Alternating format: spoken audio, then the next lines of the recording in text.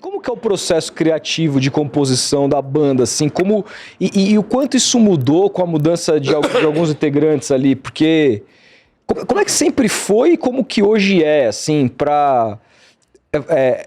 É um arranjo que sai primeiro ou a letra que sai primeiro? É um vai mandando pro outro? Vocês sentam numa jam, num estúdio e começam a brincar e sai...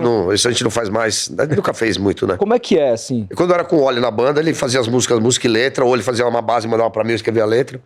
Eu gostava de fazer a melodia antes, depois escrever a letra, mas isso me limitava, porque eu tinha que escrever dentro daquela métrica, então eu fui aprimorando isso, sabe? De fazer uma melodia base, assim, pra saber onde eu vou cantar, mas não pré-determinar tamanho de frase pra poder surfar na melodia e fazer uma frase, de repente, maior. A frase que eu fiz, ela não precisa estar num... Não precisa ser uma estrofe com 4 frases, ela pode ser uma estrofe com 3 frases maiores. É matemática, então eu comecei a destravar outras formas de escrever. E o Oli fazia música e letra muitas vezes também. O Luciano começou a escrever também quando entrou na banda. Mais música, e eu fazia as letras para as músicas dele. Ele começou a destravar, começou a fazer letra, porque também, quando ele entrou na banda, eu e o Oli já escrevia música, então, quando ele entrou, antes do disco Alguns Quilômetros, ele meio que só fez a base de, se não me engano, a base de O Mundo dá Voltas. Para esse disco, depois no próximo ele já começou a compor mais.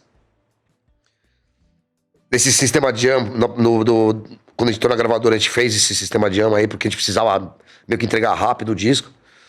A gente tinha acabado de lançar o Independente, tanto é que a gente regravou 7 músicas.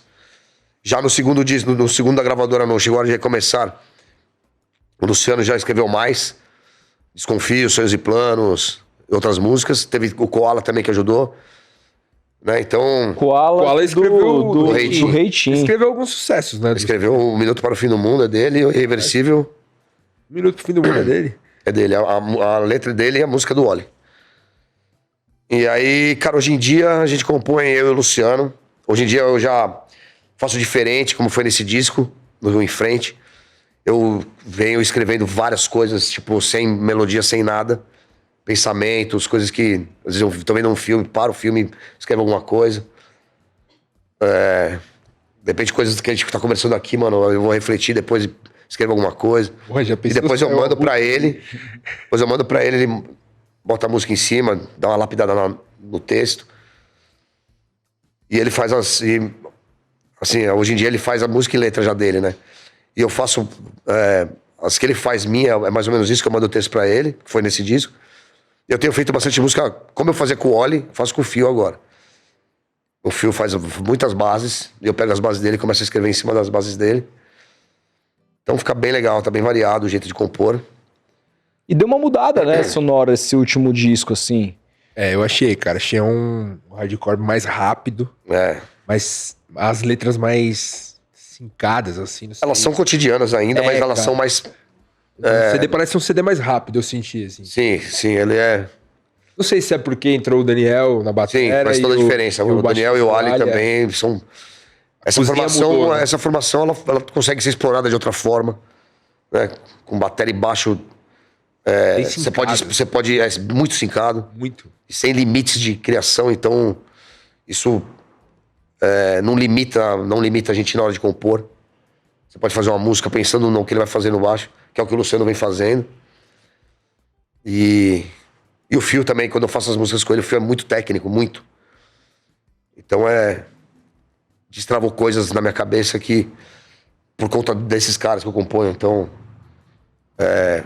isso reflete na sonoridade do disco, né? E a relação hoje, assim, tipo, porque, cara, a gente sabe que quando a gente vai estudar qualquer história de qualquer banda, ainda mais banda que muitas vezes faz turnê seguida e tudo mais, cara, assim, deve ser desgastante pra caralho, né? A gente teve aqui com o Nando Reis semana passada, ele falando. Não, ele falou, da relação dos Titãs, que a família, né? Exatamente. E se desmontou, depois teve o reencontro. Muita loucura também, né, mano? Então, cara, como é que é, assim, pra manter... que a gente passou da fase de loucura num momento bom, assim. Que a banda tava muito bem, né? Funcionado. Depois teve um momento ali meio conturbado, quando a saída do Oli, né? Quando ele saiu da gravadora.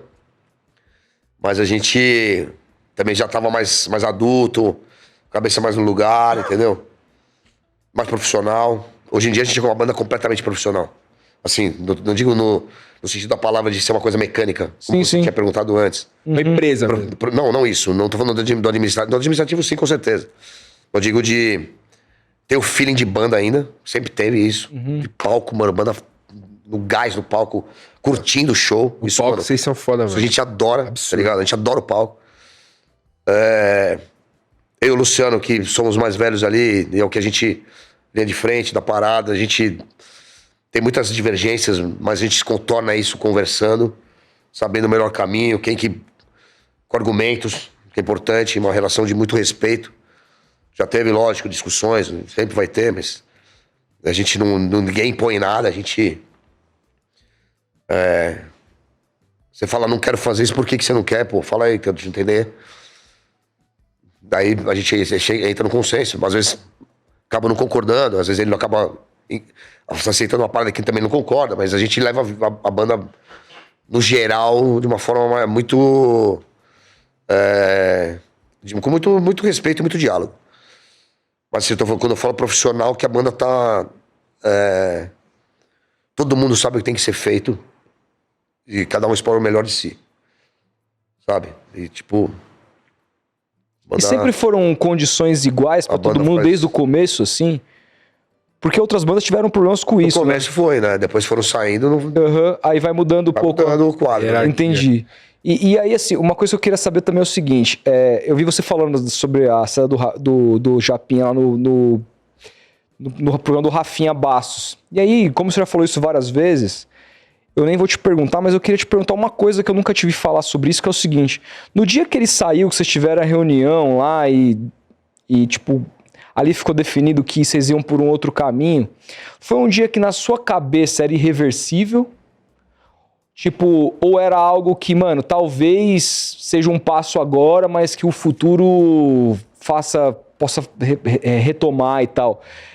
Porque, de fato, é uma coisa que eu imaginei que fosse ser reversível e com o tempo acabou não sendo, assim. Prefiro olhar pro pós, mano. A gente... Essa formação é a melhor que a gente teve.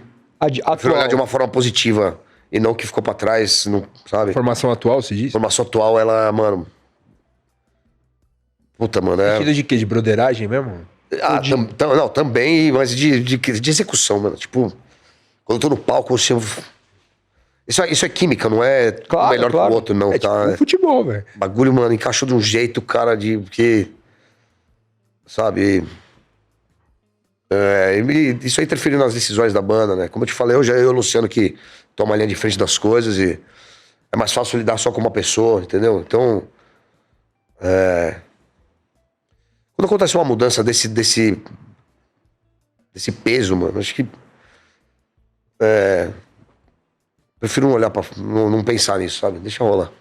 Pode crer. Cara, isso... Mas é que eu tô muito feliz com essa formação, mano, entendeu?